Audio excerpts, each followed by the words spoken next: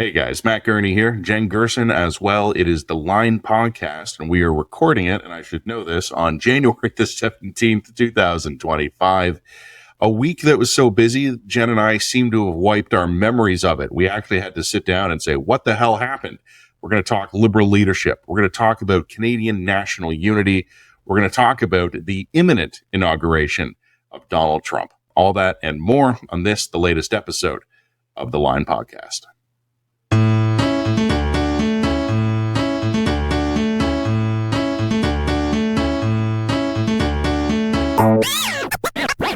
This episode of the Line podcast has been brought to you by Unsmoke Canada, which is dedicated to helping Canadians who are looking to quit smoking understand the full range of options available.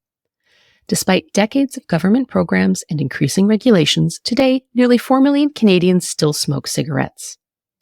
Adult smokers who choose to continue to smoke should be aware that other options exist. While not risk-free, alternatives such as heated tobacco, vaping products, and oral smokeless pot products provide a potentially less harmful choice.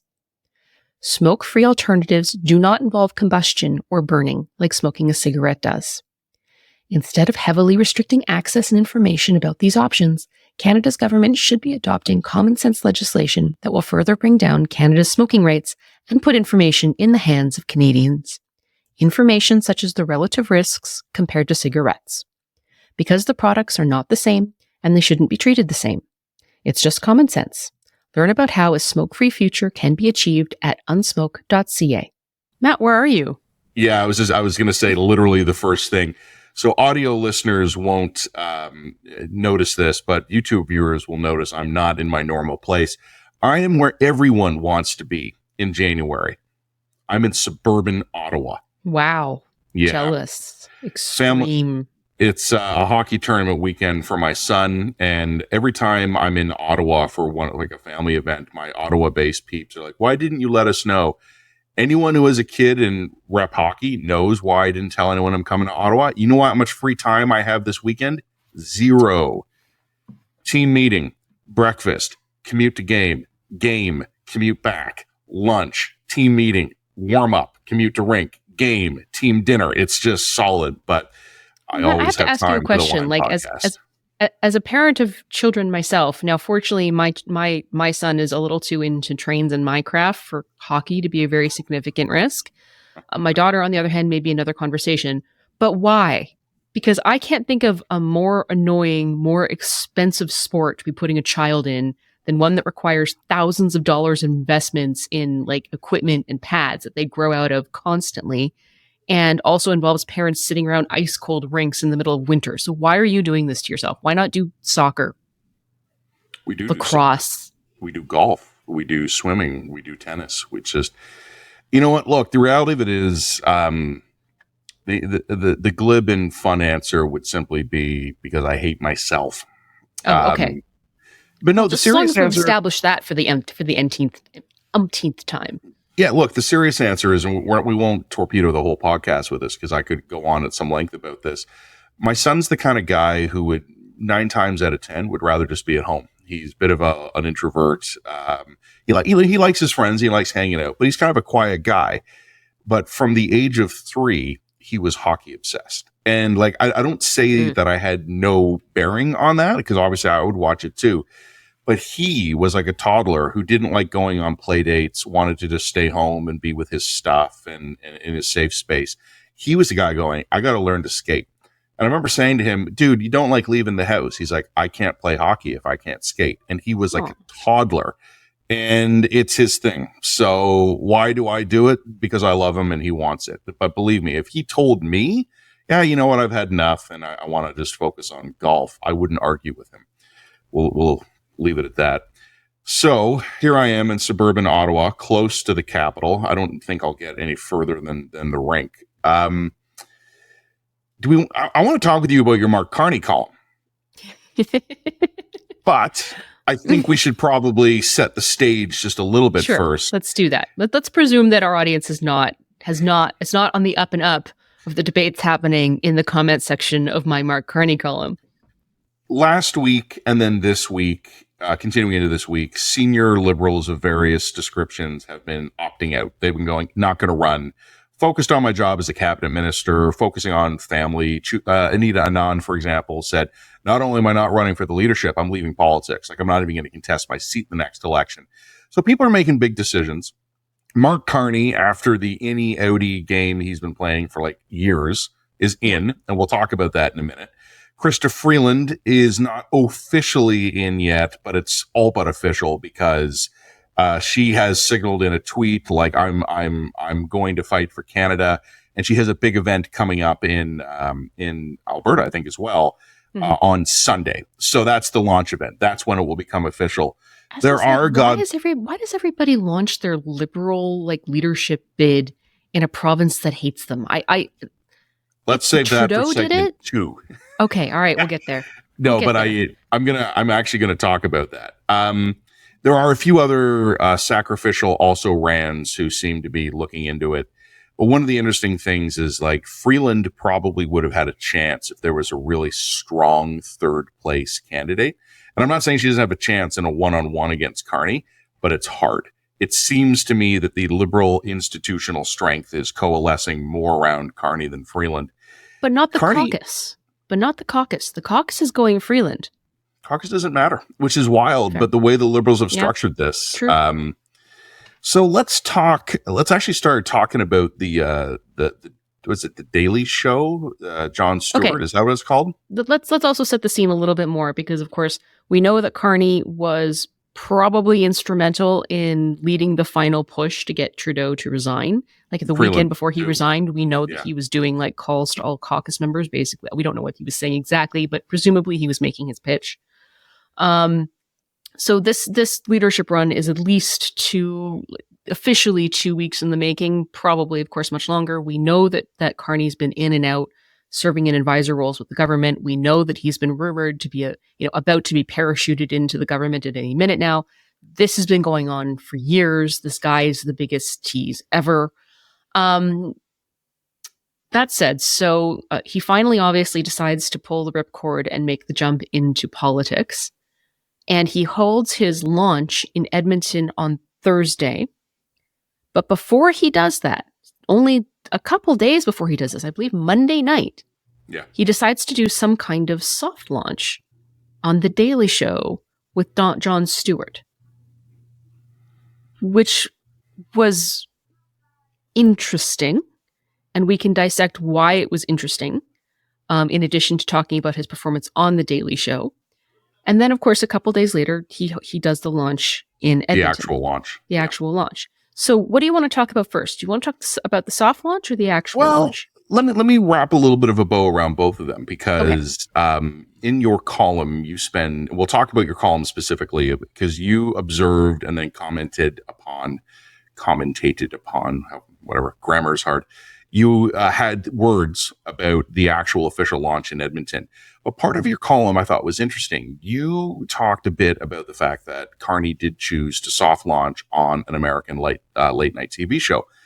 And you had criticism of it, and I'm going to let you make your case. But I'm actually taking a different tack on this. I understand exactly why he did it. I think there's two reasons you do it. First of all, his first ever interview was an actual declared politician, more or less de facto declared politician. It's from a comedian who doesn't know enough about Canadian politics to ask the hard questions. Yeah, that's right. Get that. I also think there's probably, and as much as my Canadian colleagues and friends in Canadian TV news might resent having me point this out, I'm not convinced you don't get more eyeballs than by doing it on Jon Stewart, because Jon Stewart has a huge online presence. Any Canadian who's passionate about politics has no problem finding the interview on YouTube. That's where I found it. But then also Canadian news, the guys you're not talking to, they're going to clip the hell out of it. And you're going to get tons of earned media on that. So I understand the argument against it. And that's why I'll turn the mic over to you here. I think that's the case for launching on The Daily Show. Just a second, because first I'm going to sneeze. Sorry, that was a big sneeze. She's allergic to all discussion of this. Okay, so firstly, I don't have a problem with the fact that he went on The Daily Show. And in fact, if he had done The Daily Show the day after he launched in Canada, I would say unequivocal coup. Great move, Mark Carney, for all the reasons that you just said. But I think it's a really weird symbolic choice for him to soft launch a Canadian leadership campaign to become Canadian Prime Minister on Jon Stewart's show before he's launched in Canada. That was now I understand logistics are real. This is when he got the spot. Look, Stewart calls me up. I'm not turning it down. But if you're going into a race where you're saying the Americans pose a significant threat to us economically, you're going to be going into a race where you're presumably going to be defending the importance and crucialness of the CBC vis-a-vis Pierre Poilievre's cuts. And you're going onto that show to say, well, we're standing up for Canada and we don't want to be annexed and we don't want to join you. It's a really weird message to be making that comment on an American television show before you've demonstrated the respect, especially after a 2-year-long in and out process, before you've demonstrated the respect of at least launching officially in Canada first. Like if he had launched in Edmonton on Monday and then did like the Daily Show that night, I wouldn't have had an issue with it. But he didn't. He thought that announcing this officially to his Canadian audience was less crucial than getting on the American comedy show. And to me, that demonstrates weird priorities and a weird lack of placement of respect. You can read that into it or not. I also think he did reasonably well on the Daily Show. Like it wasn't a bombed interview by any stretch. I think it was an extremely soft interview. Yeah. John worked really, really hard to make him likable and funny. And as you noted correctly, John does not understand enough about Canadian politics to ask difficult questions about potential leadership and what's happening. He doesn't even understand enough about Canadian realities and politics to ask questions that are pertinent to America. Like the fact that Trudeau is doing all of these, again, fairly liberal news interviews with various journalists, and not a single one of them has asked him about our NATO spending. Like, come on, guys. Like, I'm not even expecting you to be hard on Trudeau on behalf of Canadian voters. Why don't you ask him a hard question on behalf of your own interests? Why have you let us down? Why have you let yourselves down? Yeah. Right? Like I'm getting extremely frustrated with American left culture treating Canadian politicians like pets. And that's what they're doing. To me, it shows a condescension. To me, it shows lack of curiosity about what's actually happening to your neighbor. And to me, it's actually kind of a disrespectful move to have a major world leader on your program and to be like, oh, you're cute. You're great. You're coming from the Democrat utopia. You're the country we wish we could be. Good on you. That's not respectful. That's not actually an interview of someone who you regard as an equal, right? Like you're treating these people like pets, and a lot of Canadians seem to eat it up, and that's really interesting to me. But anyway, there's that. The other analysis it just reminds me of like when you have a family reunion and your cousin who like has their life slightly together gets like put on a pedestal and lauded for like showing up in clean clothes and like being polite. You brought the napkins. Well done. And then like the grandparents are like, man, they've really got it together. Meanwhile, like they're cheating on their spouse and they're a raging alcoholic, but because they show up and they give a competent interview, suddenly they're treated by the grandparents with enormous pride here.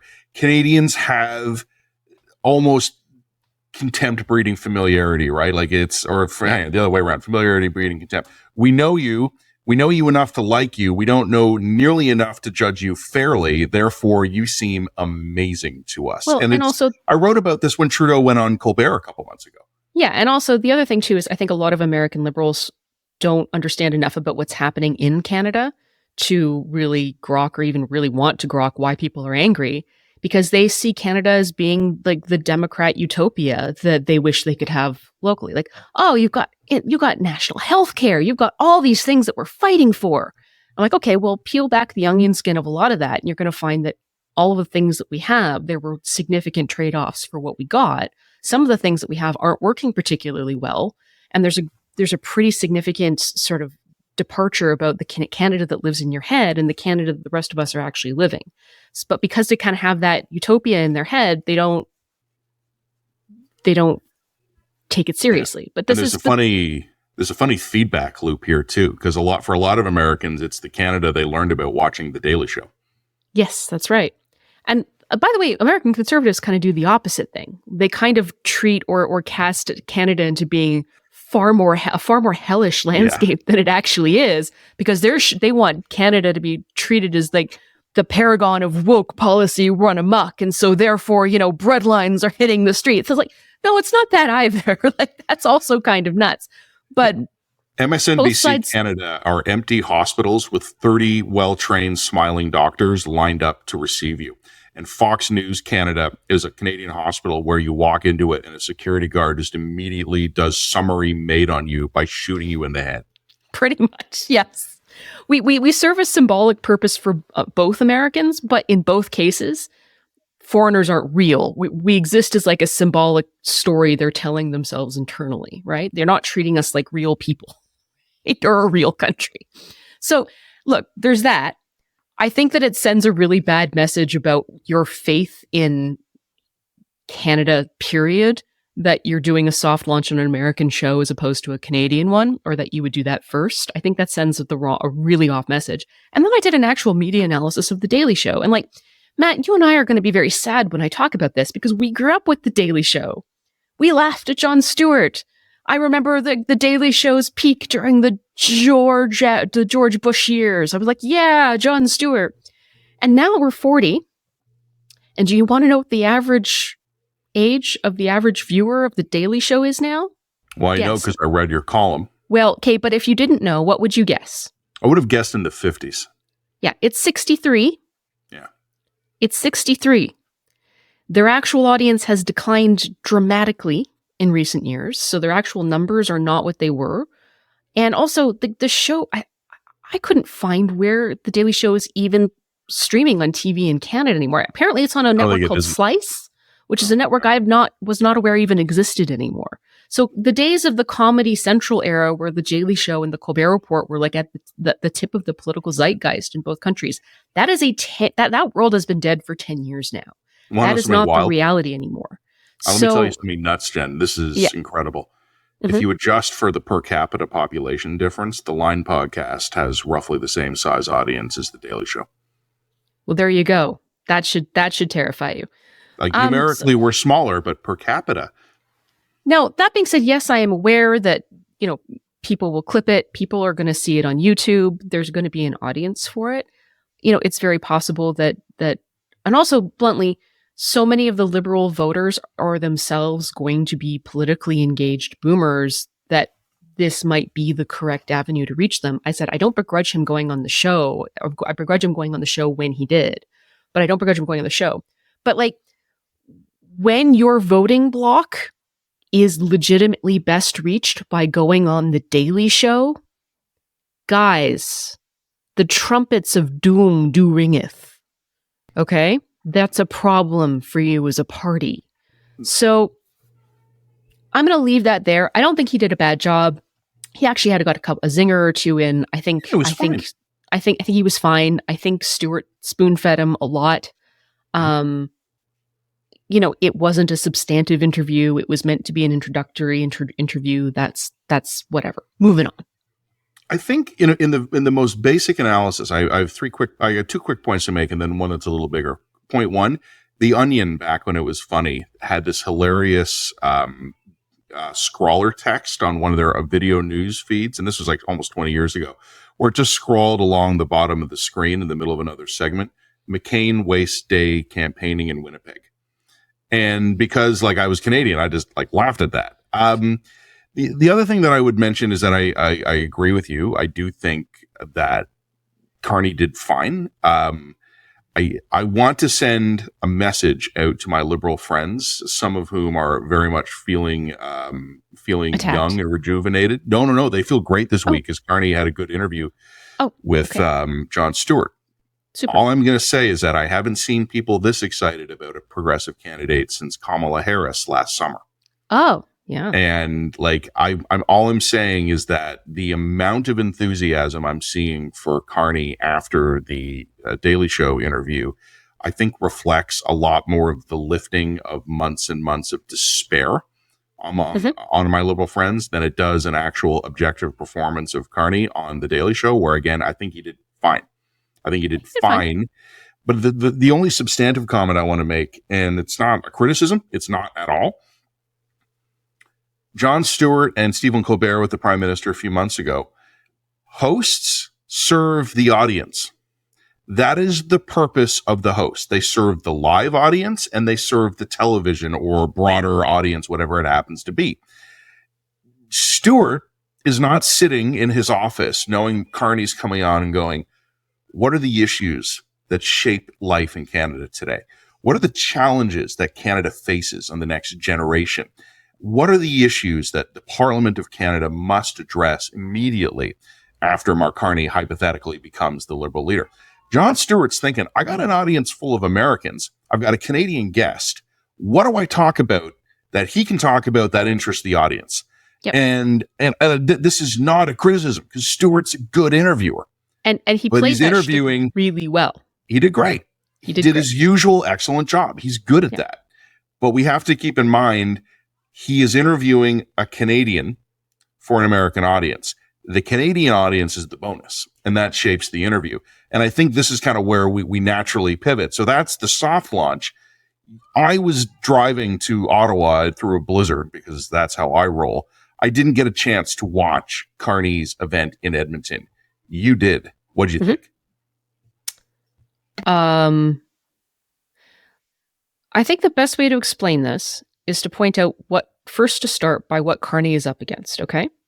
He's up against, some polls now put the Conservatives 27 points ahead of the Conservatives after the of the Liberals after the resignation of Justin Trudeau. 27 points is, in politics, an unfathomable gap. You've got someone whose credentials are very out of line with the kind of angry populist sentiment of the moment. That's just not to delegitimize his credentials, which are considerable, but they're not the people aren't really screaming for Bank of Canada former governors at the moment. Maybe they will again, but that's not the moment we're in. And I think that Canadians are reeling from a real sense of betrayal and distrust from their elite and intellectual class, whom they feel have failed them, both with their official policies and their economic policies. And Carney is a real representative of those failures. Like not representative of those failures specifically. He's symbolic of those failures, or can be created to be symbolic of those failures. He's of that type. You have a man who has never stood office, has never run a campaign, has never even knocked on a door, as far as I can tell. And that's before we get into the conversation about whether or not a Bank of Canada governor should go to stay in office, or whether or not that's not a problem in and of itself. You have someone whom I don't think has ever obviously has never run an actual caucus, has never run a government, has never been in government, and who also, I mean, we don't know exactly what's going to happen in March, but pretty likely good chance is going to be an election by April. Okay. So this means and also someone who has no name recognition among ordinary Canadians.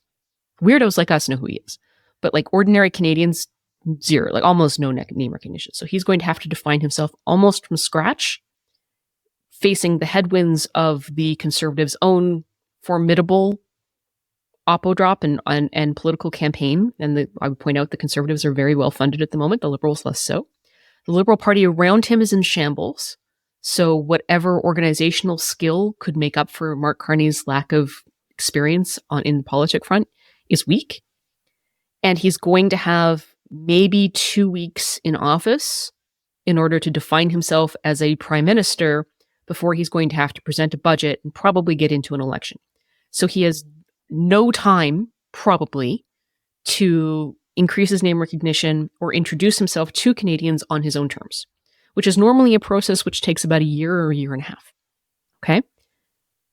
That is the gap he's facing. If he were to actually pull off a government coming from that far behind, that would be a 1 in 100 year event. That's a 1 in 100 year flood.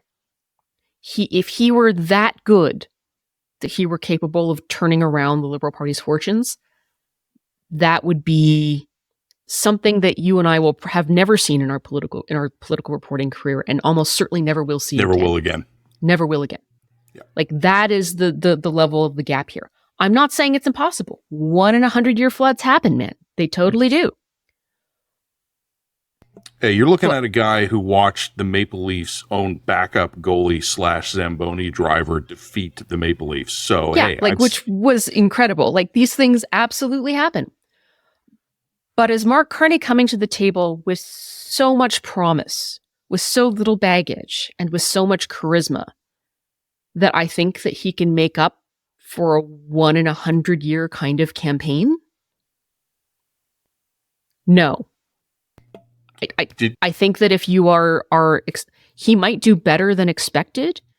I don't think trying to keep Poilievre to a minority government is an unreasonable stretch goal. That might be a stretch goal. But I think that if you think he's going to be prime minister for more than 2 weeks, you're in Lululand.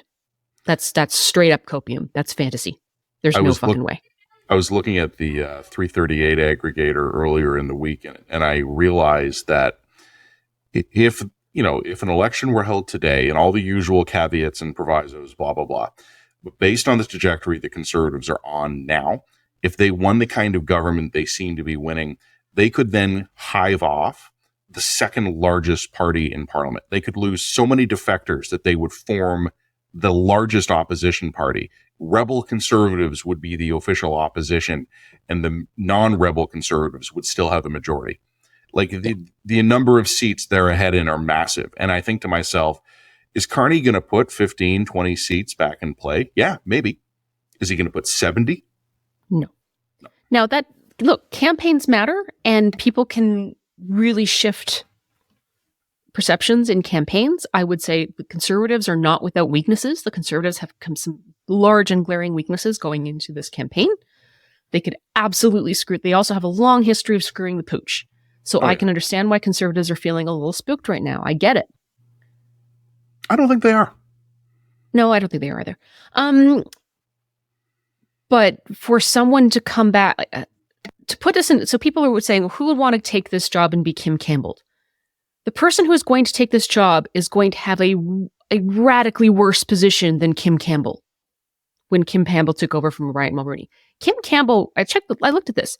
So Kim Campbell won a legitimate race, took over from an unpopular Brian Mulroney, and had a couple of months as prime minister, essentially, before she had to finally call the election. So it's not a totally different comparison. But Kim Campbell's approval rating, but Kim Campbell's approval rating in the summer before her fall election was like 50%. That's a good approval rating. She had a strong approval rating. She had a very good chance to win that election. Mark Carney, very good chance, is going to have 3 weeks. And he's coming from potentially a party deficit of like 30%. And he only has a minority, so he has to immediately start negotiating with opposition parties to survive. Which means immediately he's going to have to present a budget that if he wants to try and negotiate. Now, again, we should talk about that possibility. What are the probabilities that Mark Carney, and we're just presuming for the sake of argument, we know it could be Freeland. What are the possibilities that Mark Carney becomes leader and he negotiates a deal with the Bloc and the NDP to extend his government until fall? Non-zero. In fact, I even would say the probability of that is like 30%. And rising, if you look at what Singh's been saying. Yeah, so Singh like 2 minutes ago was like, we unequivocally will be voting against the government, and like now he's already starting to waver a little bit. So like, is Singh going to stand by his promise and call the election in spring? Who knows? I mean, I think there's too many balls in the air to make that prediction. Or is he going to rip up his own promise? Is he going to rip up his own promise? Yeah, exactly. Where the tariffs come into this is also going to, I think, play into the decision-making factors here. I mean, I think there's a non-zero chance that Trump comes to power and imposes tariffs on some of Canadian goods and says, I'm not negotiating with you until you have an election. Are we going to not have an election until October after that? Probably not. So I think there's too many questions here. I can't predict that. It is possible that Singh and the Bloc could come up with some kind of an agreement that lets Carney build his public profile and lets him stay in office until October. Let's say May, June, July, August, September, October. That gives him 6 months. It's not going to be enough. It's still not going to be enough to overcome that kind of a gap and build the name recognition that he's going to need to do in order to run an election, unless he's the one in a year miracle candidate. It would be political malfeasance for the Bloc and especially the NDP to give Carney or Freeland hypothetically that much runway. And the fact that it would be absolute political malfeasance, particularly for Jagmeet Singh, kind of convinces me that's exactly what he's going to do. I mean, Jagmeet Singh is in this weird precipice where he could actually take his party to a place of real power. Like he could turn Canada into a two-party system where it's the Conservatives versus the NDP, and the NDP have a real shot at running the country in the near future. But he definitely won't do that. And instead, he's going to basically tank his party forever. Yeah. Oops. What did you think of Carney's launch event? Like, we've kind of talked around it a little bit, but you watched the thing. What did you think of him when he wasn't in a really controlled, safe American environment? Because one thing that made me laugh, I don't know who it was, but one of the Wallflowers who gave one of the warm-up speeches, so the Liberal MP, I think, just went on and on about how dire things are in Canada, how dark it is, how Mark Carney is needed to save us. And that's a weird thing to hear from an incumbent. Yeah, now, I know that Carney's not an incumbent, but the Liberal Party is. Under my current leader, Justin Trudeau, the country's really gone to shit. Yeah. This Only guy Mark is going to save us from what I've been voting for. Yeah, is literally running into the burning building that we set on fire in order to save us from ourselves. Very, very interesting messaging. Okay. So, look, it wasn't a total catastrophe or anything. It did have a bit of an amateurish vibe to it, surprisingly amateurish vibe. The thing started off in a really weird place because firstly, I couldn't get an official answer about where this thing was being held or at what time, which I don't know. I'm not sure if that is because there was too much internal dysfunction of the party or if they just didn't want me to come. Either is possible. In fact, both are possible. That's fine. That's cool. I could have gone anyway because I did find out where it was from unofficial sources, but I wasn't going to drive 3 hours north to Edmonton with 2 kids and disrupt my entire family schedule in order to go to the rumored location of a launch site, right? And they get turned away by police. Well, and that's what happened. There were several reporters who were screened, not allowed into the launch site. 3 of them were refused and escorted out by guards, and I believe 1 person got arrested. Now, these were conservative independent media for whom this happened. But so what? You're launching in Edmonton. There's going to be conservative independent media there, my dude. And I just think it sends a dreadful message, just dreadful optics that you're not secure enough in your event, in your own launch event, to be able to tolerate the presence of like a Western Standard reporter. That to me is completely insane. To say nothing of me. I mean, my God, the great threat, Jen Gerson. Why do you do your launch event in Edmonton and then make a show of not letting the Western Standard dude in? If you only want a CBC crowd, do it in Toronto. Do it in Toronto, then, man. Do it in Toronto. Bafflingly inappropriate move, and also considering, arguably the space that he's holding this in, it's with a public space. I believe it was a community center. Like, he didn't have the right to kick people out of an event like that. Firstly, because no politician should ever be kicking any reporter, no matter how much they disagree with the outlet, out of a launch event. Screw you. Unless, of course, the reporter or the activist is causing a scene, in which case, by all means, kick them out. That's 100%. Completely fine. If you're heckling, if you're refusing, absolutely. Then yes, you get kicked out. No question. But if you're just someone who's there from someone the guy doesn't like, fuck you don't have the right to kick them out of a public event. Like, that's insane. So I just think that was really disrespectful. That really irked me. I thought that was inappropriate. I thought that demonstrated an inappropriate respect for the press from a party that likes to pretend that it has some kind of reverence for the press. We respect the media in this country. Yeah, do you? And to me, when you pick and choose press favorites like that, it undermines the entire institution of the press, because audiences will look at that and say, well, you're only letting the CBC and the mainstream media in because they give you good coverage. They don't actually ask you hard questions. And your government funds them. And your government funds them. I mean, you're undermining the entire institution when you pick favorites like that. So I thought that was amateurish. I think he had issues with his teleprompter. The speech itself was, the words of the speech were fine. And I actually think he's trying to craft a course for himself that as a centrist, like a return to centrism, I believe in some basic classical liberal values. I don't think the left's got it all right. I don't think that the conservatives have a credible plan. I think he did successfully hit on one of the conservatives' key weaknesses, which is that it's a lot of sloganeering. It's not a lot of substantive planning. I don't have a clear vision in my head for how Pierre Poilievre is really going to govern. I don't have a clear vision in my head. I understand how he's going to win. I don't have a clear vision in my head for what he wants to do when he secures his stonking majority, which now I think is inevitable. That's a weakness. That's a problem. So I think he's correctly identified that. The problem is that Mark Carney himself is not providing any solutions.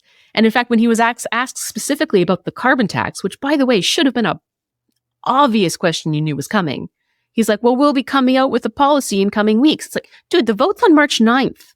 You don't have weeks to craft a platform and a policy. And he's had years leading up to this. Like, come on. Exactly. You've had years. Secondly, you can't go around criticizing the conservatives for not having credible thought out plans. And I'm different. I'm going to be the policy guy. I'm not coming in with slogans. I'm coming in with strategies, and then have nothing at your launch. And I mean, he had nothing. He didn't have an answer on the carbon tax. He didn't have an answer on what he was going to do differently economically. He had nothing. So I thought that was really weak. People have commented on this, fairly or otherwise, that the energy levels were low. They were. This is not a guy who's coming in with top-tier charisma. Yep. I've only seen clips, but that jumped out at me right away. Well, a buddy of mine... It was giving me Jeb. Lots of Jeb. Please clap. Yeah, a friend of mine who has written political speeches made a really interesting observation to me. And again, I've only seen clips of it because here I am in Ottawa, and I was driving here through a blizzard. Yay. My friend who is a former political speechwriter told me Carney's speech is going to hit you different if you read it versus listening to it. Oh, yeah. Yeah, I agree with that. But the problem is that the way you and I function and the way that our brains work is that we read the speech and other people listen to it. Yeah. So I made fun of this. I wrote a column as a result of all of this, and I decided to rage bait the headline. And the rage bait headline that I chose, the thing that I chose to deliberately inflame people to get them really worked up, was "I like Mark Carney." And our comment section was extremely funny for several hours after that, because you could instantly see which of our paid subscribers just went right from the headline straight to the comment section and went, "Have you read Values? He's a Marxist globalist elite." And then there were the people who clearly read what I wrote and understood that I was being highly unsubtly sarcastic. It's the tonal difference. I do like tonal Carney. Difference. Sorry, I think it was apologies to the listeners and to you, Jen. I think there's just a bit of a lag between us here. But I think there's a huge tonal difference between I like Mark Carney and I like Mark Carney. And also, I like Mark Carney, and also I'm a quasi-autistic political automaton, so that's probably a bad sign for him, guys. Well, I think you did put that in the subhead. I almost did. I mean, if people like me and my husband like you, no. Well, that means that you will make an excellent finance minister one day. To someone who has charisma. Okay. Yeah.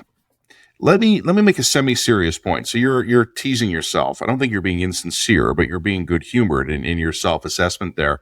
But I saw something floating around on social media among my usual liberal suspects, and it's basically 2 bullet point lists of like career and professional accomplishments. And one of them is Mark Carney's, and it is very long and is very impressive. And the other one is Pierre Poilievre's, and it's very short. And item 2 is 20 years in Parliament. And I understand, again, from my liberal friends who feel as though the boot has been removed from their neck for the first time in months, maybe a year. I understand how exciting this is. But have we not learned from Hillary Clinton and Kamala Harris that the best resume doesn't win? Well, and also, how do we define best resume? Because the idea that 20 Greatest years number in of bullet points. Yeah, I'm sorry, but the idea that 20 years in Parliament doesn't constitute a significant career resume is in and of itself insane. This is like the people who still call Justin Trudeau a drama teacher. Dude, he's been prime minister for 10 years. For a decade, yeah. He's been prime minister for 10 years. Of a G7 country longer than he was a drama teacher. Yeah, like being a prime minister for 10 years is an accomplishment. That's a significant CV. Same thing with Pierre Poilievre. He's been in politics for 20 years. He's been a cabinet minister. He's served in government. He's served in opposition. He rallied the support of his caucus. He rallied the support of his party. He was elected. He's good at politics. And just because Mark Carney has had an impressive career in other spaces and other fields doesn't mean that you can just assume that he can translate all of that to being instantly good at politics. Yeah. Politics is a profession. It is a skill set. It requires actual skills.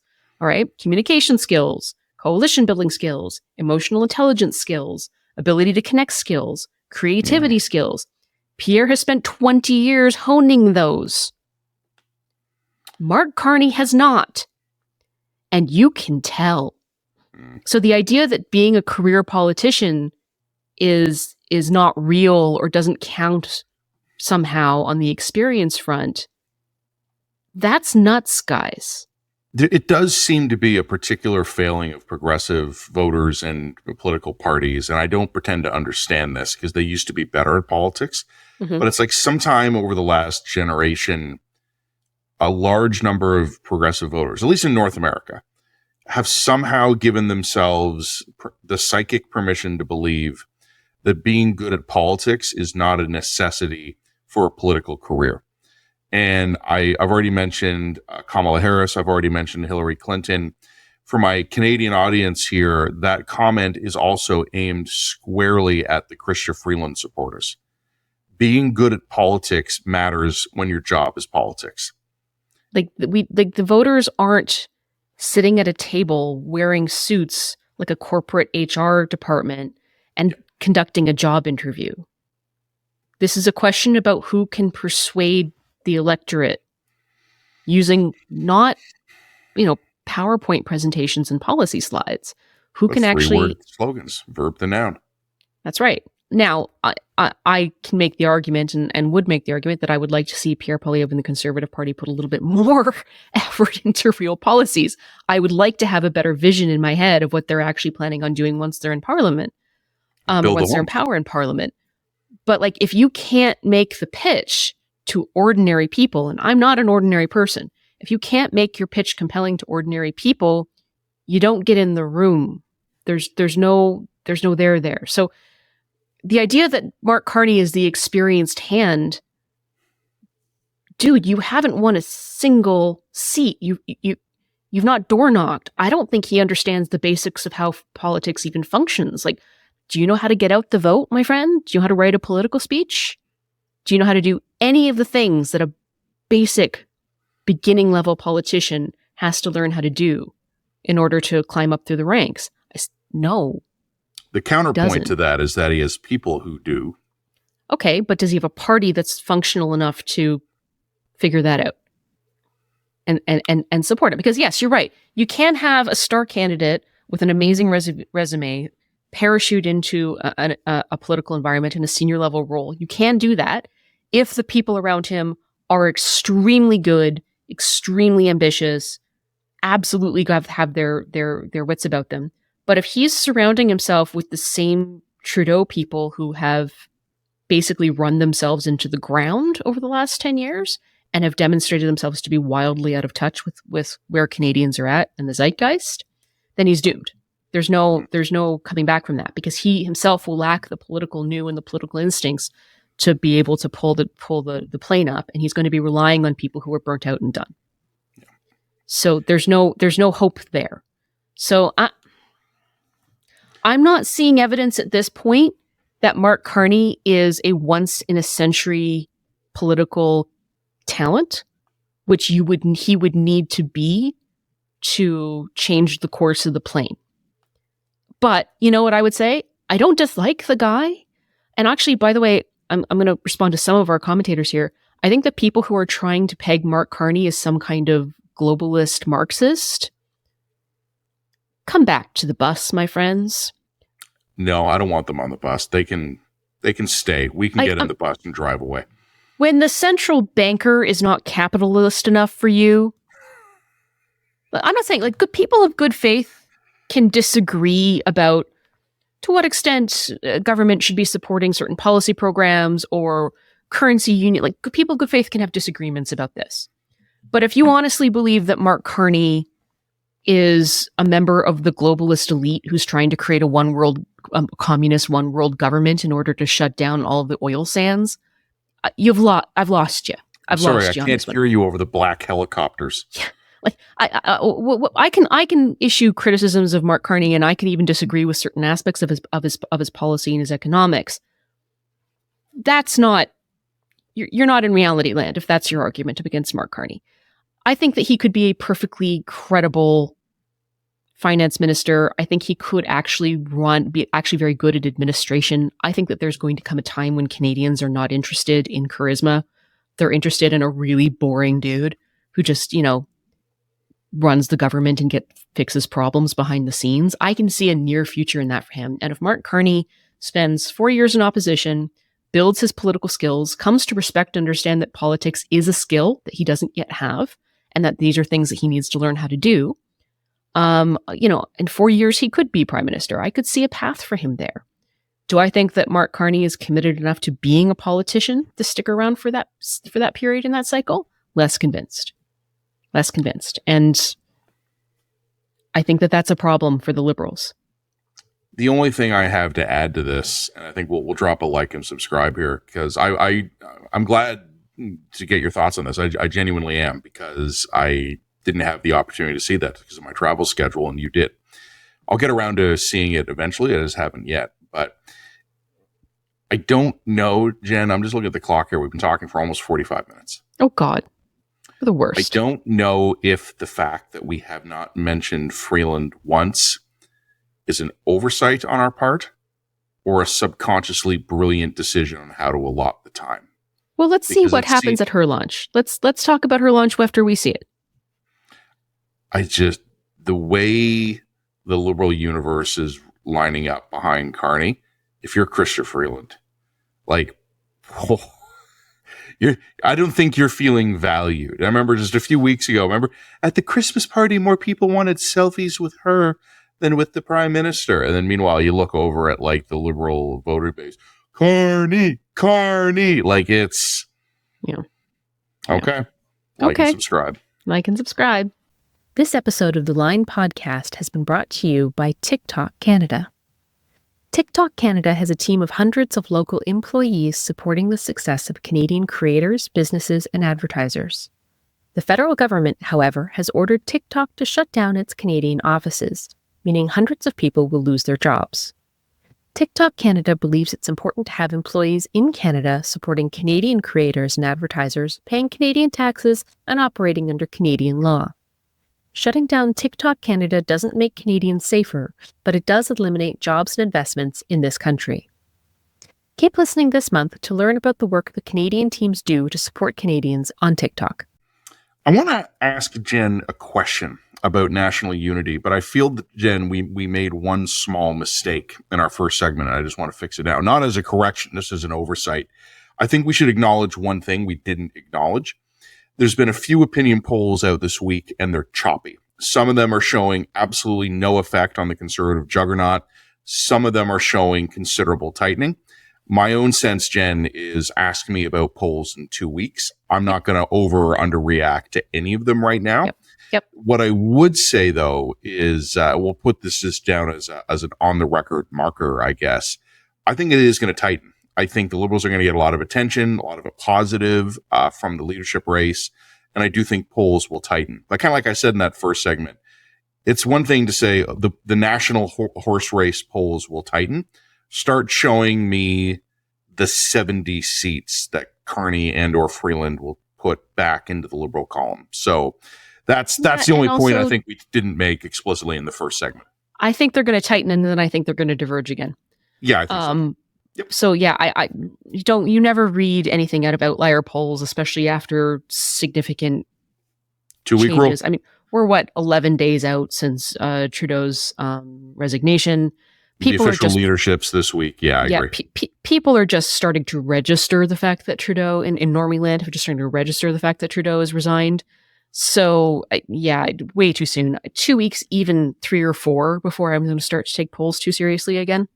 My rule on polls is I start paying attention 1 week after major events. After 2 weeks, I start going, are we starting to see a trend line? Mm-hmm. In 4 weeks, I'll make up my mind. So that's just exactly kind of where we are right now. I wanted to ask you a question. Mm-hmm. And you and I spoke a little bit about this privately, and I don't think there's I wanted to sound you out privately before I asked you on the air in case you went full Gerson. This week, there was an interesting moment of what we could call national non-unity. There was sort of a joint communique released by the Prime Minister and the provincial and territorial leaders, -1, about what Canada will do if Mr. Trump, who's being inaugurated now in 3 days, if he hits Canada with tariffs. And the absent leader was Danielle Smith, Premier of Alberta, who didn't want to sign the statement until her colleagues, her peers, had agreed to rule out some sort of heavy-handed federal order, maybe an export ban on Alberta energy products going to the United States. And I'm going to put this as neutrally as possible. I'm going to strip all the politics out of this just for a second. Alberta energy exports to the United States are a significant portion of our overall exports to the United States. And they would be one of the fastest ways to exert, I think, minimal and fleeting economic pressure on the Americans, but it would be noticed if we shut them down. The other neutral side of that observation is it would be absolutely devastating to the Alberta economy. This is where we start getting into the really interesting stuff here, because I'm seeing Danielle Smith and Albertans generally being accused of being bad Canadians, of being traitors, of not having the national unity front top of mind. I don't agree Smith is a traitor. I don't think Albertans are traitors. I do think a lack of unity is a weakness that will be exploited, but I don't think we paper over real differences to create a false facade of unity. I don't think that actually leaves us stronger. I think the Trump people are more than smart enough to know that even if Smith had signed the communique, they would still know where to apply pressure. So anyway, this is all just the context here. One of the things you and I spoke about privately this week, and it was something I'm going to cop to this, is the Laurentian here. Canadians take Alberta for granted in a really interesting way. I don't think anyone would accuse Doug Ford of being disloyal if Doug Ford didn't like the idea of the primary weapon we were going to use to signal to Donald Trump our seriousness was shutting down the Ontario auto sector. And I don't think anyone would accuse Isn't it kind of interesting that everything's on the table except that? Atlantic Canadians, I don't think, would be accused of disloyalty if the rumor floating around Ottawa about our first strike against American tariffs was shutting down the fisheries. I don't think that anyone will hold it against David Eby for not signing on to a communique that said, we're going to stop the forestry industry to spite America, to show Trump who's boss. I don't think anybody is going to be super holding it against Scott Moe if he refused to sign a document that said, agriculture over, no agricultural exports, export ban on potash and wheat and lentils. And yet everything's on the table except those things, of course. But Alberta oil, we get to talk about an export ban on Alberta oil. And when Danielle Smith is like, no, that does disproportionately affect Alberta at the expense of in order to preserve you. And also, you aren't putting everything on the table, Team Canada. You're only putting Alberta on the table. You guys are saying you're putting everything on the table in a retaliatory way, only putting Alberta on the table, and then treating Alberta as un-Canadian when they're not going to go along with their own, financial suicide. Fuck you. I don't know what to say about this, but Danielle Smith is absolutely correct, and you guys are 100% wrong on this. So let's dissect this a little bit, just a little more, because we're talking about a bunch of different things. Canada believes that it needs to take retaliatory measures against Donald Trump in the likely and probable event of tariffs against Canada. Okay, so Canada's united on that idea, at least in principle. The first thing I would start out with saying is that we're at the stage of the trade war where everybody's signing up for the trade war, but nobody's lost a body yet. Okay, so we're like, Germany's declared war and English Canada is mobilizing, okay? But nobody's sent any bodies home in a body bag.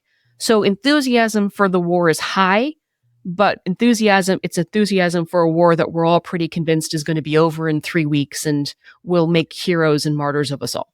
Okay? The boys will be home by Christmas. We're in the boys will be home by Christmas stage of the trade war situation right now.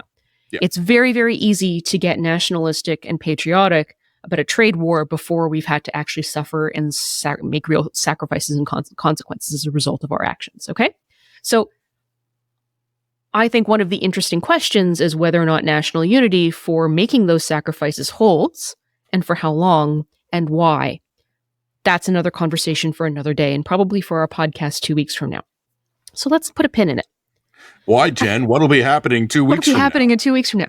Okay, so as part of the conversation about how we're going to retaliate, the provinces meet, and the federal government is starting to have these discussions. And I think, again, that's reasonable, that's fair. And there's two things that are kind of on the table. One is our export tariffs, which would be taxes on consumers who wanted to, import tariffs. American goods coming into the country. So any American goods coming into the country, the government would levy a certain tax on that. This would raise prices for consumers. It would significantly, depending on how extensive our import tariffs were, would cause significant damage to our economy and decline in our quality of life. Okay, so there is that possibility. So we need to have a conversation about what sort of things we would potentially impose the tariff on. Would we impose a tariff on this? Would we impose a tariff on this? Would we impose a tariff on that? There's also conversations about export tariffs. So would the government levy any particular taxes on particular commodities leaving the country? Okay. These are two sets of possibilities. The other type of possibility would be embargoes or bans. So this is totally shutting down cross-border trade of certain crucial commodities. Okay. That is a highly escalatory measure. That would be extremely punitive for Americans, yes, but more for Canadians. Okay. So we have a panoply of potential options. The low end would be largely symbolic retaliatory measures. The high end would be like shutting the border down for certain goods. Okay. We just recently made this comparison. And okay, and the other thing I would say is I think there's also, even in the minds of Albertans, a fundamental difference between import and export taxes and bans. These are different conversations. I think that if you were to put a symbolic tax on certain oil exports or certain oil imports, I think there'd be ways of doing that if it were done in a way that it was clear that the pain was being shared equally across the nation. Everybody's doing their part. Everybody's pitching in. That I think you could probably get Albertans on board with. I think there might be some internal squabbling between Alberta and the other provinces about it. Who's getting hit hardest, who's getting treated fairly. I agree with you. We could hammer out a deal. But you could hammer out a deal, and this would be very much politics as normal. We'd have to burn down a few Quebec dairy farms, but we could get to... Sure, that's right. Oil is a particularly specific and interesting commodity here because on one hand, it's easier to target because of the way that it travels and the nature of the companies doing the trade in oil. It's an easier one for the federal government to target. It's also a much more... Okay, so I'm going to try my best to explain this. There are two practical problems with tariffing oil, okay? One is that a lot of the oil that goes back into Eastern Canada actually leaves Alberta and then goes through the US and then back into Canada, which means that if you put a tariff on oil, you're double tariffing a product that has to come back into the country to serve the central Canada. Sure. So it central goes Canada's from Western oil prices Canada through Michigan and then into Yeah, Ontario. exactly. So the pipeline, because it's such an integrated oil market, the pipeline actually leaves Canada and then comes back into it. Now, we could have had another oil pipeline that didn't leave the country, didn't cross the border. That pipeline would have been called Energy East, but apparently there was no business case for it, so that's off the table. And now we're that much more dependent on our single buyer of this product. Effectively, our single buyer of this product. There are some others, but marginal. For the sake of argument, it's America. So that's the first problem. Essentially, you're double hurting yourself in your own energy input costs by tariffing oil. Okay, it damages ourselves twice over. The second problem with this one is that embargoing oil or putting a ban on oil is fundamentally way more punitive than doing embargoes of other types of industries. Let's say, for the sake of argument, that anybody was seriously talking about shutting down BC's forestry industry for a time and only allowing BC's forestry industry to sell to domestic purchasers. Okay, cool. Logs travel on trucks. If you want to shut the border to logs leaving the country, you can do that. Okay, like that's fine. But like, the logs travel on trucks, which means the infrastructure and the logistics and the supply chains involved of rejigging that are a pain in the ass and highly expensive, but doable because like they rely on roads. Yep. They're powered by trucks. Truck logistics are very flexible. Yeah, if you have to redirect all of your log trucks so that it can only ship those logs internally to domestic purchasers, hypothetically, you can do that. There's a road that goes from one side of the country to the other. Fine. This whole logistics guy's whole careers are made in route planning and fleet logistics. Right. And exactly. Yeah, it's possible. Same thing even with auto parts. Auto parts is more complicated because of these are higher these are more value added goods. So like the supply chains are more specialized, right? So what will happen is that a piece for a car, I think there was some interesting data about like how many pieces for cars have to cross the border back and forth, like dozens and dozens of times in order to get a car made. Like there's dozens and dozens of border crossings involved in the creation of a car. So that makes that more complicated. And if you were to say, because everything's on the table, Ford, everything's on the table, Doug. So why aren't you talking about shutting down the Ontario auto industry in order to fuck over the American auto plants? Oh, come on, the folks at home. We don't want to hurt the folks. Right. So your folks, you don't want to hurt your folks, but you're happy to hurt Alberta's folks. Okay, cool. Just so that we understand what Team Canada really means in this concept. But let's just say hypothetically, yes. So Canada shuts down the border to American auto parts. Again, those logistics are radically more complicated than something like logging. You do potentially shut your industries out of certain crucial supply chains for the foreseeable future.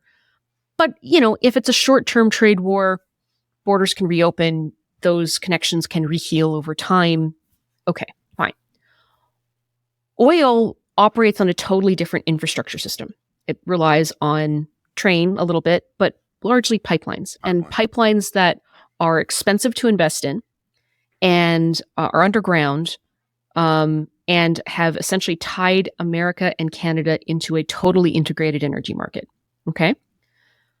In addition to that, because Alberta's oil is kind of like this low-quality tarry bitumen, it needs specialized refiners in order to crack it and in order to turn that into usable gasoline. I mean, one of the side facts in all of this is because Alberta has been the target of a 10-year campaign to landlock its oil sands. One of the consequences of that is that the value of our product is artificially depressed, and we can only really supply it to the United States because only the United States has the refinery infrastructure to crack it as a product, right? And because we have not been able to build more pipelines to Tidewater, we haven't been able to diversify our energy stream. So as a direct result of the last 10 years of activist and political decisions, we sell our product at a discount to Americans who then refine it. Who are the only ones who can do anything with it. They then refine it. They then sell that discounted product back into their own energy market. so that they can take the excess that they produce domestically and export it for a profit. Okay? We did that to ourselves. Those were choices we made because we don't like Alberta's dirty oil. So instead of shutting it down, we just sell it at a discount to the Americans to make more money off. That's what we did to ourselves with those campaigns. Okay, fine. So we did that. I want you to stop and imagine for a moment, but this is a really integrated market now. Okay?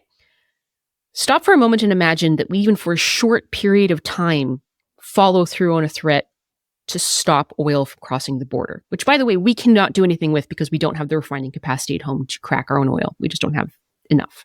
Okay? So we jack up our own oil prices. We strand our oil sands bitumen.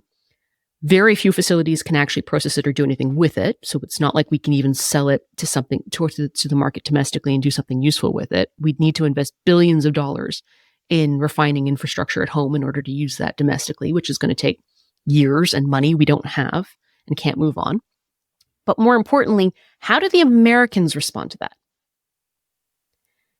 If you actually shut down the border to oil, the Americans are going to respond to that by almost instantaneously pouring billions of dollars, hundreds of billions of dollars into rejigging their oil infrastructure to adapt. Because guess what? America is actually technically energy independent. Yeah, we would no longer be seen as a reliable partner in a country that has the financial capital and, frankly, the deliverology capacity to make significant infrastructure changes. They have more money than we do, and they're faster at building than we are. And we think we're going to win this one. Yeah. So what will happen, and also, by the way, they actually produce enough oil domestically to supply their own needs. Not at the same price. Like their prices, their gas prices would go up and would go up significantly. But they could actually, if they were to spend the $100 billion, $150 billion that would be necessary to sort of reverse pipelines and build new refineries, for example, they could raise that money like that. 100%, which they can do. They're fine. In fact, a lot of their price issues would come out and wash over a fairly short period of time. But what do you think is going to happen to Alberta oil if you then reopen the border 6 months later? They're going to find that, some of it would go, but they're going to find that a lot of the American customers are like, hey, sorry, we've already moved on. We've moved on.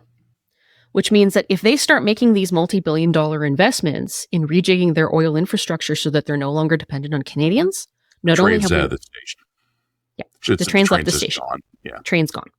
We are now locked out of not only the international market with the product, we're now permanently locked out of the American one, effectively. That represents, and this is what I'm trying to explain to people, that represents an existential threat to Alberta's economy, which is, by the way, the only economy that's holding up right now. And you're going to commit suicide in the process of that. And that brings us to the next part of this conversation, and that's the political part of this conversation. Because, if you are, I don't even really want to talk about this because I think that people are starting to understand that an oil export ban is off the table. Realistically, you're shooting yourself in the foot and you will make effectively no material gains in order to make a point. So I think people are starting to understand why this is a bad idea. What I think that they need to understand deeply is that you are risking a national unity crisis if you do this. I want to keep my powder dry on some of this because I have posed some questions to some people and I want to see what their responses to those questions are going to be before I say something out of turn. You know what, Jen? You know what? You have to be very careful on what you say here. Let me say the thing because I don't. Okay. Sure. What is being, or I think I agree with you. I actually think I've sensed a bit of a shift away from this. But a week or two ago, ideas were being floated in parts of Canada that would have made it almost impossible for any Alberta politician to not respond with nuclear weapons, like Absolutely. Full volcanic forests. Yes. And one of the fastest ways, again, for any Alberta politician to get the attention of Laurentians in Ottawa who don't realize that Alberta is being asked to pay 95% of Team Canada's sacrifice is that you immediately put a sovereignty referendum on the table. There'd be no choice. And you include an option in the event that is successful to immediately petition the Congress for admittance to the United States. And to be honest with you, economically speaking, now I don't know where the emotional feelings of Albertans would be, and I have no idea whether or not such a referendum would pass. But I can tell you almost certainly that the day that you announce an export ban, Smith's on the microphone within an hour saying we're putting a referendum to the floor. And she's going to have to do that in order to prevent American industry from moving forward from making investments that will cut Alberta oil out of the energy market. It's the So only she'll way have she to can move get forward with the that. Enron guys to not move their pipelines. She'll use that as a delaying tactic to try and buy time for Alberta so that she'll try and delay those types of investments that will permanently cut us out. And then she'll say, we have to run a referendum within 4 to 6 weeks. I have no idea how the referendum will go. I really don't. At this point, way too unknown to unknown, way too certain. But the fact that I'm not telling you straight up that I think that the referendum would fail, that should make you nervous. So like, I'm not telling you this because I want to be like the baddie or the black hat. I'm telling you this because you need to stop. You need to stop with this threat. I'm just you can't put an embargo on Canadian oil. Canada, I'm not the odds of Canada as a nation of surviving that kind of a choice by the federal government are too low for comfort. You don't have the moral authority, and it's going to fall apart on you rapidly if you continue to make that kind of a threat. If you even continue to muse publicly about that threat, and any American companies start to put money across the table, okay, in order to try and mitigate for that threat, that could be catastrophic for significant chunks of the country. So stop. I'm not telling you this because I want to see us go that way. I'm telling you this right now because, my God, for the love of God, if there's any liberal listening to me, shut Melanie Jolie the fuck up. You got to stop with this. Doug, please, if you're listening to me, buddy. You know not what you do. You know not what you do. There are lots of options on the table. There are lots of options that I think that Albertans can get behind. Banning energy exports are not one of the options. Don't make threats you can't follow through on. I think... Stop. I'm going to echo what Jen's saying because I agree with her analysis completely. And here I am, the Torontonian in Ottawa. I think the easiest way I can put this to our leading lights in Ottawa and the eastern provincial capitals is imagine that we came up with a Team Canada response that only Quebec would sacrifice for. There would be an automatic and immediate understanding in Ottawa and in the eastern provincial capitals that was a non-starter. I am simply asking that we have the same recognition and understanding about a sacrifice that lands lopsidedly on Alberta. If you're broadly not willing, shared national sacrifice, I think can work. Yes, absolutely. This won't. Also, guys, if you're not willing to shut down the primary industry in your own province, don't ask Alberta to do it. You can't play the Team Canada card if you're not willing to make the sacrifice for yourself. And right now, I don't see any other province saying, we'll shut down our primary export to the United States. We're Team Canada. No one's volunteering to do that. They're just willing to volunteer Alberta to do that for them. That's not Team Canada, guys. It's not. So anyway, please stop. Before we drop a like and subscribe here, and Jen and I both wanted to have our say on this because it was important. On the topic of national unity, I'm a little bit discombobulated. I'm not as up on the news as I normally am because of my travel schedule this week, but I was reading, I think it was an Abacus poll taking a look at would Canadians want to join the United States? And right now it's like 1 in 5 would, 80% wouldn't. But then David and the team at Abacus threw in another question there. Well, what if you could join the United States and you get full mobility rights, full citizenship rights, and a 1-to-1 exchange of the Canadian to US dollar? It jumps from 20% support to 30% support. And this is something you and I have been talking about just in the podcast last week. Nice to see some polling come out shortly after and bear us out. You want to know what they're finding, Jen, when they take a look at the age cohorts in this poll? The younger you are, exactly what I told you was going to happen when you took a look at the age cohorts in this column. The most adamantly opposed to any sort of annexation of Canada by the United States are the seniors. Anyone under the age of 40, you start getting pretty shockingly open-minded to the idea. Not quite half, but not that far off. Okay, so also the reason why I think that polling was really important is that it means that 30% is your baseline. 30% is your baseline for this idea at the beginning of any significant annexation or influence campaign. Before that the dollar has tanked and we have visas to go golf in Phoenix. Yep, this is before the dollar is tanked. This is before visa threats have become an issue. This is before the borders have been closed. This is before anybody's been asked to make any kind of sacrifices. And it's before we know exactly what the deal would be. And I would also point out, it's before Americans, if they took the idea seriously, have spent billions of dollars on an influence campaign. Billions. Like, when it comes to influence campaigns, we're children in that sphere, man. The Americans will just throw $20 billion at it. Why not? I shouldn't joke, but I was just thinking, future episode of the Line podcast brought to you by how amazing it is to go to Florida in February. Like, you know what I mean? Like stop and think about this. 30% as a baseline is a terrifyingly unstable baseline, because that means that you only need to convince 20% more to win a referendum. This episode of the Line podcast brought to you by the Second Amendment. Right? Stop. I'm begging you to stop. Anyway, that's all I have to say on that for the moment, but keep an eye out at readtheline.ca next week, because I'm expecting to have the column on this issue. The column will be, "For the love of God, please stop." I was digging through, I went through my old archive.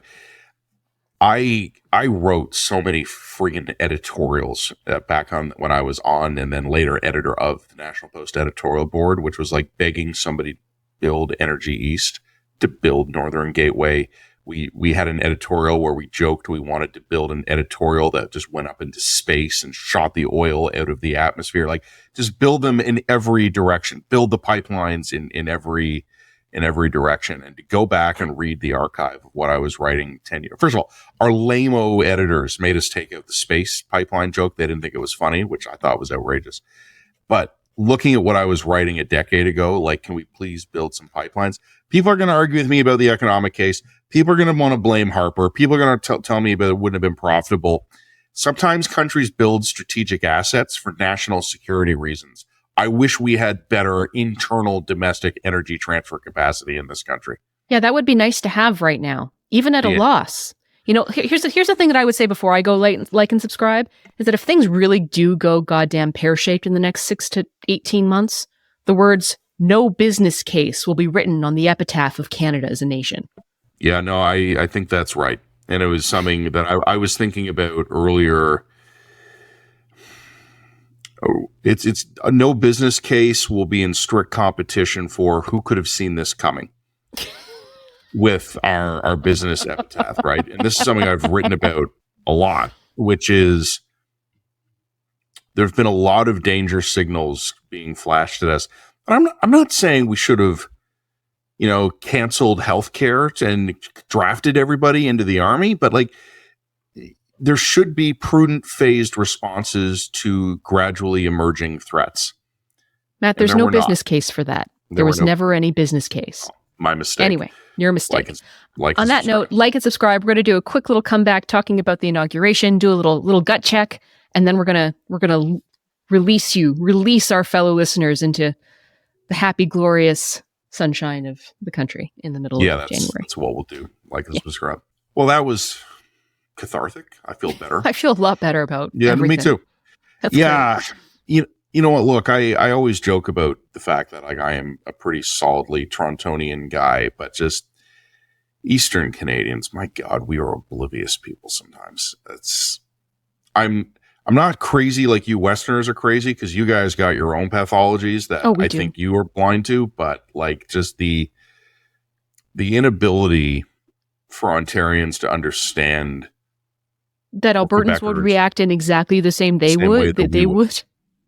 Like I said in the last segment, Jen, and every Canadian, I think, intuitively understands why it would be a bad idea to come up with a Team Canada plan that only punished Quebec. We understand that. Like, that's written into our political DNA. But someone comes up with something that is functionally identical to that for Alberta. And we're like, Team Canada, let's get Doug Ford a new baseball cap. And look, I understand. To quote Doug Ford, I understand why you want to protect your people, but Canada comes first, guys. Yeah. Everything's on the table except anything that would hurt my province. Oh, look, yeah. I think you'd have a lot better luck getting some buy-in in Alberta to shut down the oil sands when Ontario volunteers to shut down its auto sector first. You go first, Doug. You first.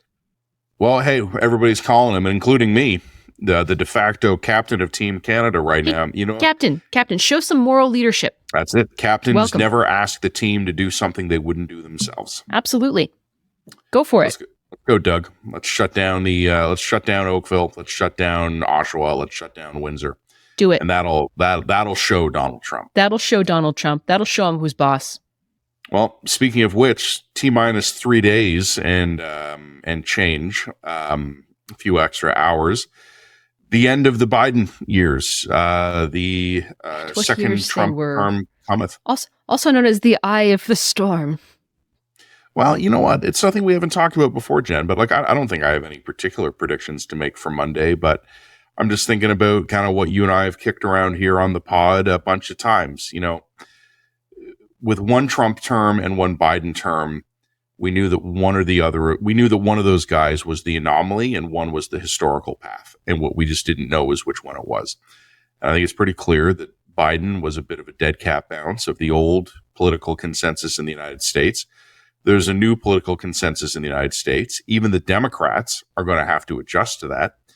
Let's also note that we did nothing to prepare for the possibility that Donald Trump was actually going to be the future and made no real changes. A minute ago. And didn't consider that because that possibility required us to stare directly into the sun, and we just didn't want to do it because that was hard.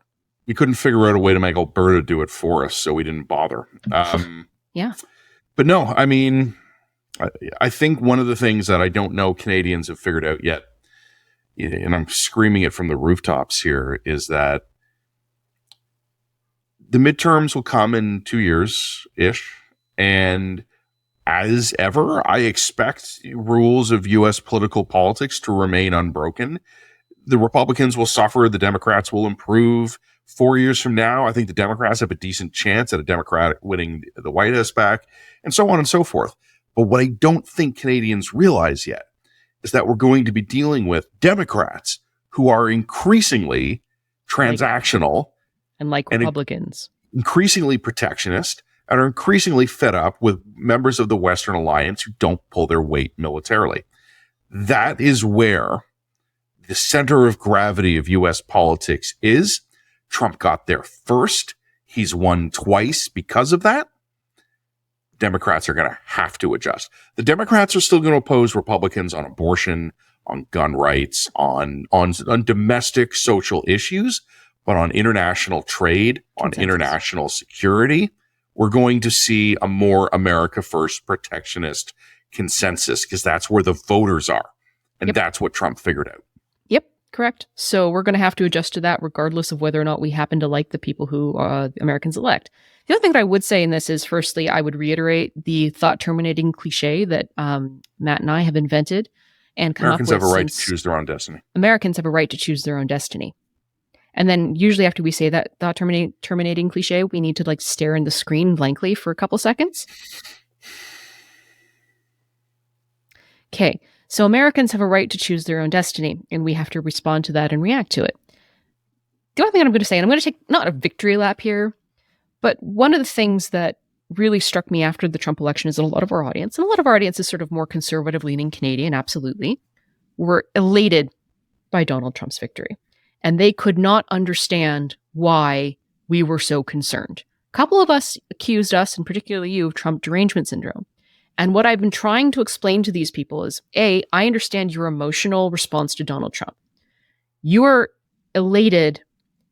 Firstly, you see that North American culture and progressive culture has kind of gone off the rails. Sorry, ignore the steaming sound. My husband's making dumplings. It's a long steaming. It's an Instapot. It's an Instapot. He's making dumplings in the Instant Your Pot. husband's making 700 dumplings one by one. Dumplings in the Instant, so you may not be able to hear that in the background.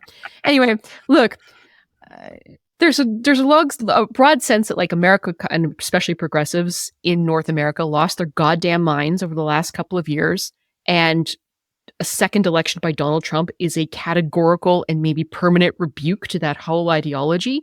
Yeah. And right now, what we're seeing right now is what I call the civic pivot. Lots of these institutions that went whole hog on wokeism or identitarian progressivism or whatever you want to call it are now kind of quietly moving back to where they were in 2014. Oftentimes without acknowledging that there was ever a change at all. So there's a movement back, and I can understand why people would celebrate what he means for the culture symbolically. Okay, so I can emotionally get myself to where you are there. But I think that, and we've tried to make this point on this podcast before, Matt and I aren't American. We're Canadian. We're Canadians who are about to see our quality of life materially decline as a direct result of Donald Trump's policies. Donald Trump is an American president who was elected by Americans to serve America's interests. And right now he's decided that Canada's interests are not America's interests. And he doesn't care whether or not we're conservative. He doesn't care if we're progressive. He doesn't care what our politics are. He's going to fuck us just the same. Jen and I have Are we starting to get that now, guys? Are we starting to get that? Jen and I have had some very dark gallows humor where we've joked about like we're hiding in the rubble of our former suburbs as American B-52s make yet another bombing pass. And then we're shouting to each other over the scream of the descending bombs and the roar of the explosions. At least we got woke out of the American campuses. Like, I think, Jen, you've articulated this well. There is a symbolic resonance of Mr. Trump's victory in what it tells us about Western political culture. There are also the practical consequences the Western world will now be grappling with because of Mr. Trump's win. I think it is possible to note one while still noting the other, but no, I don't know. Maybe we just have TDS.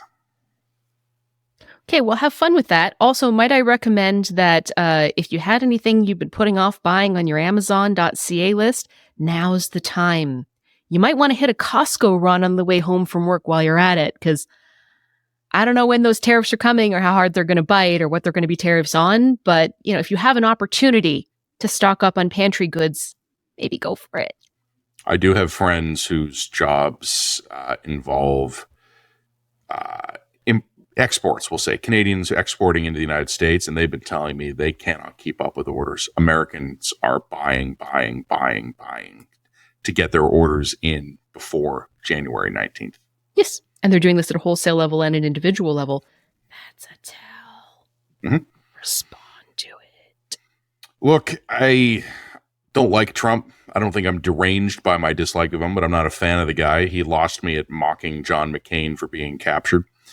I think that was a moral failure that I choose not to overlook quite as readily as some of the rest of you wish to. But as ever, I wish the United States well. I make a point of doing this at every inauguration. God bless the United States and its president. May they lead wisely and safely. May they make good decisions for their people and the free world that they lead. God help us all. Like and subscribe. Check us out. Readtheline.ca and potentially sometime very soon .com, .org, .us, .gov. I don't know. We'll see.